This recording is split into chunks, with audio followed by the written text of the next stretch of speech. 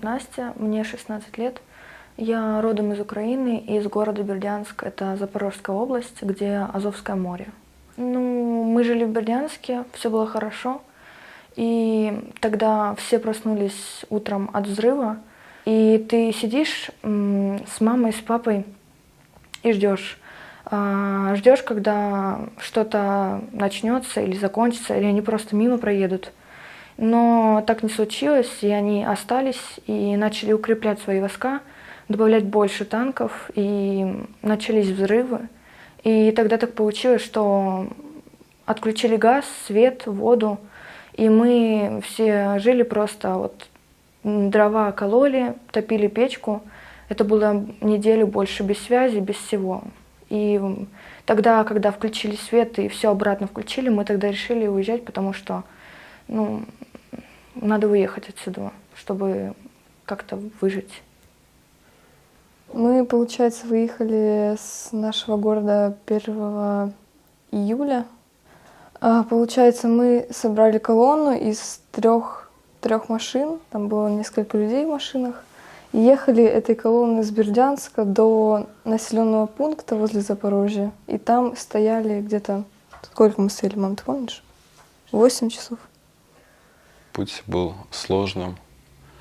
Самая сложная часть пути была из Бердянска в Запорожье на блокпосте Васильевка. Мы проночевали там около 2 дней и простояли около 3 дней. Есть еды почти не было, цены на еду были очень высокие. Жили в полевых условиях. С Бердянска на Запорожье мы выехали в 10 часов утра. Мы стояли на каждом блокпосте, где-то часов, может быть, час, может быть, чуть меньше, но вот когда уже мы подъезжали к Запорожью, тогда было намного больше часов мы стояли.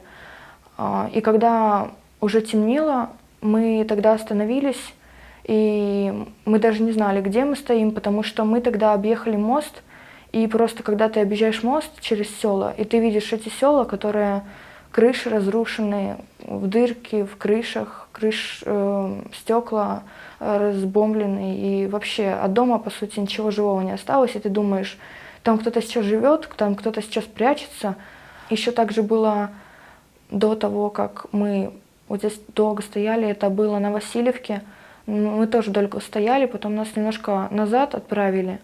И потом мы стоим, все люди уже начали возмущаться, потому что действительно очень много маленьких детей, мамы, грудные дети. И потом мы слышим, как переговариваются люди. В общем, в другую сторону, в сторону Бердянска едет микроавтобус.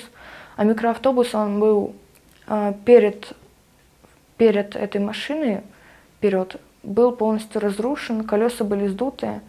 И этот микроавтобус просто ехал, не спеша, он просто пытался уехать отсюда.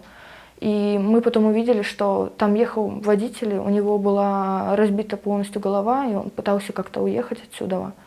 Мы не знаем, что там произошло, но после этого случая нам действительно было очень страшно ехать дальше. И когда еще остановилось оно все, и когда было темно, и мы тоже думаем, что сейчас будет. Вот.